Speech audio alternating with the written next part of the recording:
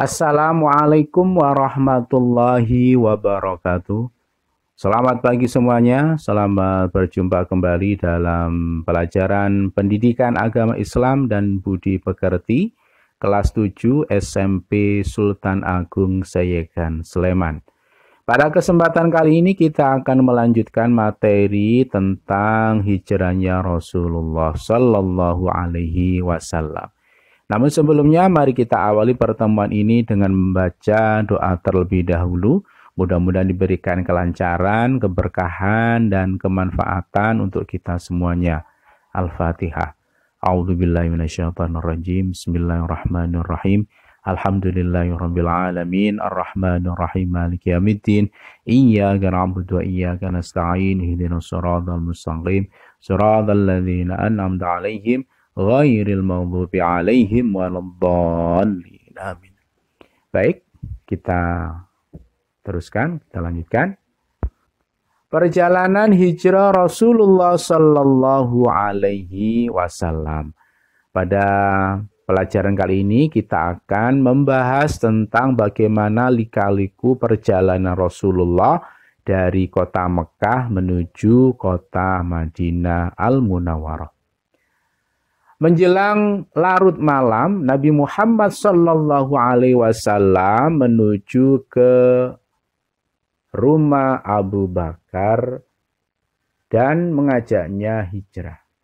Kedua orang itu kemudian keluar dari jendela pintu belakang dan terus bertolak ke arah selatan menuju Gua Sur. Jalan yang ditempuh oleh mereka adalah jalan yang tidak mungkin dilewati manusia. Hal ini dilakukan supaya para pemuda Quraisy yang mengejar tidak menyangka mereka melalui jalan itu. Pelajaran bisa kita ambil dari sini bahwa Rasulullah itu ketika dikejar-kejar oleh kaum Quraisy, Rasulullah dan Abu Bakar melakukan perjalanan yang tidak umum. Jadi ini adalah sebuah perjuangan yang cukup berat dalam menegakkan dakwah Islamiyah. Jadi kalau mau menegakkan kebenaran itu butuh pengorbanan ya. Dalam perjalanannya mereka berdua sempat bersembunyi di Gua Sur selama 3 hari 3 malam. Jadi ada pertanyaan di mana Rasulullah bersembunyi selama pengejaran hijrah dari Mekah ke Madinah oleh orang-orang kafir Quraisy. Jawabnya adalah di Gua Sur selama 3 hari 3 malam. Tidak ada seorang pun yang mengetahui tempat persembunyiannya itu selain Abdullah bin Abu Bakar. Kedua orang putrinya Aisyah dan Asma dan pembantu mereka Amir bin Fuhairah. Tugas Abdullah adalah mencari informasi tentang rencana kafir Quraisy terhadap Nabi Muhammad sallallahu alaihi wasallam. Pada malam hari ia menyampaikan informasi tersebut kepada Nabi Muhammad SAW beserta ayahnya. Pada hari ketiga, mereka berdua sudah mengetahui bahwa situasi sudah tenang. Mereka berangkat dan melanjutkan perjalanan dengan berpegangan yang diberikan oleh putrinya. Supaya aman dalam perjalanan, Nabi Muhammad sallallahu alaihi wasallam dan Abu Bakar mengambil jalan yang tidak pernah dilalui manusia. Abdullah bin Uraikid dari Banu Du'il diminta sebagai petunjuk jalan. Keduanya membawa Nabi Muhammad sallallahu alaihi wasallam dan Abu Bakar dengan berhati-hati sekali ke arah selatan, kemudian menuju Tihama di dekat pantai Laut Merah. Ini menunjukkan bahwa Nabi Muhammad mengadakan perjalanannya itu tidak biasa. Jadi perjalanan ini yang susah dilalui oleh manusia. Supaya apa? Supaya tidak gampang dikejar oleh orang-orang kafir Quraisy.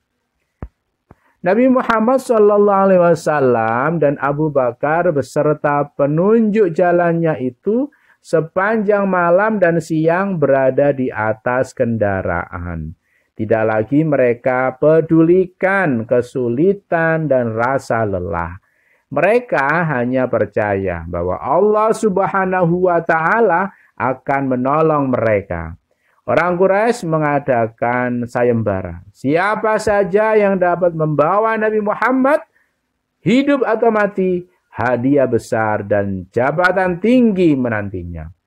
Hal ini menarik hati masyarakat pada waktu itu, termasuk Suraqah bin Malik yang sudah mengetahui perjalanan Nabi Muhammad sallallahu alaihi wasallam dan Abu Bakar.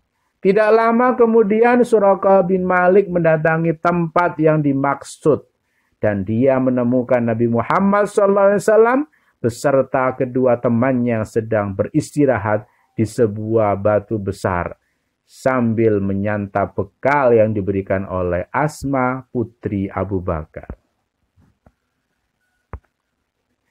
Setiap kali Suraqah bin Malik mendekati rombongan Nabi Muhammad, kudanya selalu tersungkur.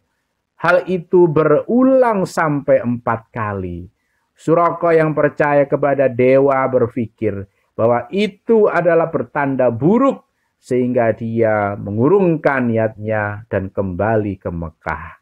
Ini adalah termasuk bagian dari keistimewaan Rasulullah SAW bahwa ketika ada orang yang mau mencelakainya, ya, di sini adalah Suraqah bin Malik. Dia akan diberikan penghalang oleh Allah. Sampai-sampai kudanya terperosok 4 kali. Selama 7 hari terus-menerus mereka berjalan. Mereka hanya beristirahat di bawah panas membara musim kemarau dan berjalan lagi sepanjang malam. Mengarungi lautan, padang pasir. Hanya karena adanya ketenangan hati kepada Allah Subhanahu wa Ta'ala. Membuat hati dan perasaan mereka terasa lebih aman. Mereka selalu yakin bahwa Allah Subhanahu wa Ta'ala akan selalu bersama mereka. Di tengah perjalanan menuju Madinah, Rasulullah SAW singgah di Quba, sebuah desa yang terletak 2 mil di selatan Madinah. Di sana beliau membangun sebuah masjid. Masjid ini menjadi masjid pertama dalam sejarah Islam. Beliau singgah di sana selama 4 hari untuk meneruskan perjalanan ke Madinah. Pada hari Jumat pagi, beliau berangkat dari Quba dan tiba di perkampungan Bani Salim bin Auf, tepat pada waktu sholat Jumat. Sholatlah beliau di sana, dan inilah sholat Jumat pertama dalam Islam. Khutbahnya pun merupakan khutbah yang pertama. Jadi kalau ada pertanyaan di mana persinggahan Nabi Muhammad SAW hijrah, adalah di desa Quba, ya. Di sana juga Nabi membangun masjid pertama kali disebut dengan Masjid Quba. Nabi Muhammad SAW dan Abu Bakar tiba di Madinah pada tanggal 12 Rabiul Awal. Kedatangan beliau dinanti-nantikan masyarakat Madinah. Pada hari kedatangan Nabi Muhammad SAW dan Abu Bakar, masyarakat Madinah sudah menunggu di jalan yang akan dilalui Nabi Muhammad sallallahu alaihi wasallam.